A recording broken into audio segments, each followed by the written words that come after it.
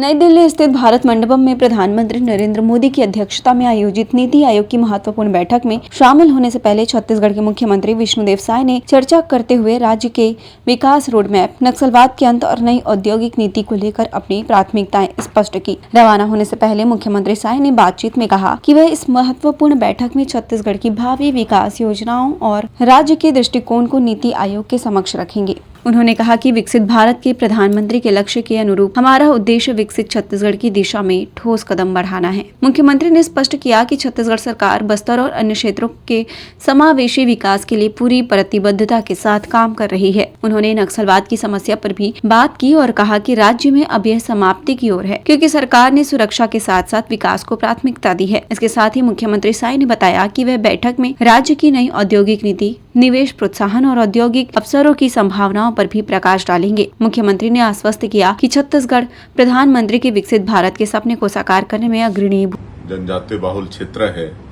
नक्सलवाद के कारण वर्षों से वहां का विकास रुका हुआ है, लेकिन जिस तरह से माननीय प्रधानमंत्री जी और माननीय गृह मंत्री जी का संकल्प है 31 मार्च 2026 तक नक्सलवाद को समाप्त करने का, और जिस तरह से हमारे जवान नक्सलवाद के साथ लड़ रहे हैं, मुझे पूरा भरोसा है कि 31 मार्च 2026 तक बस्तर क्षेत्र से भी नक्सलवाद समाप्त होगा।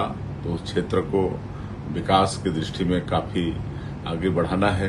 वहाँ पर पर्यटन की अपार संभावना है और पर्यटन को हम लोगों ने नई उद्योग नीति में उद्योग का दर्जा दिया है, और वहाँ पर फॉरेस्ट प्रोड्यूस भी सैकड़ों तरह के हैं।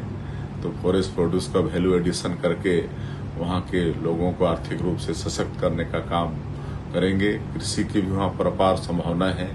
वहाँ की मिट्टी उर्वरा शक्ति से भरपूर है, मेहनतकश किसान हैं। हम लोग वहाँ पर खेतों में पानी पहुँचाएंगे और कृषि को आगे बढ़ाएंगे। एक होम स्टे पर्यटन के क्षेत्र में है, उसको भी हम लोग नई उद्योग नीति के माध्यम से आगे बढ़ाएंगे। उसमें भी लोगों को निजी रूप से फायदा होगा।